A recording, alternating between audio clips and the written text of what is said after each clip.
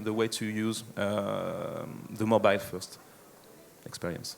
So when we're looking at the future of retail, we're really looking at a kind of new consumer in the future, which is going to be a lot more difficult than the consumer of today, because there's an emphasis on personalization and moving things forward.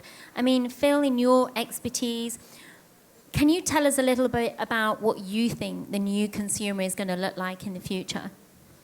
Well, I don't think the consumer is going to be any different. The consumer will be the same. The most important factor that we have to take into consideration is that the consumer of today is far better informed than the consumer of yesterday because of the online applications, social media, Facebook, etc. And when these consumers come to our shopping centres, they know exactly what they want to buy before they get there, and they're looking for the touch, the feel, and the experiential retail experience. And if retailers don't provide that, then there is no reason for them to get off their sofa and not shop online. And I think it's interesting to get a retailer's perspective and a franchised retailer's perspective. And John and myself will be very concerned to ensure that all of the sales are done in the store, in the shopping centres that we manage. Whereas Richard probably wouldn't mind if they're done online as opposed to bricks and mortar. So what we have to do as owners and managers of real estate is to make sure that that shopping experience is second to none. And we're kind of stuck on this 1 hour, 40-minute dwell time figure in Europe, whereas in the Middle East, the experience is 3, 4, 5 hours. And that's probably due to the weather.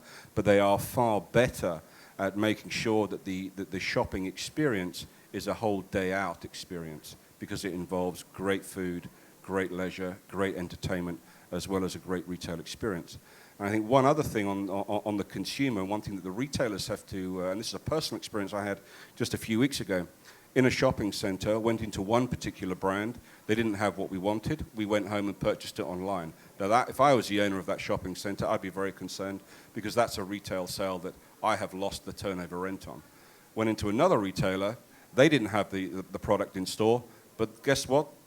The sales assistant had their iPad there, and they did it for us, and they purchased it online, and we paid for it in the store.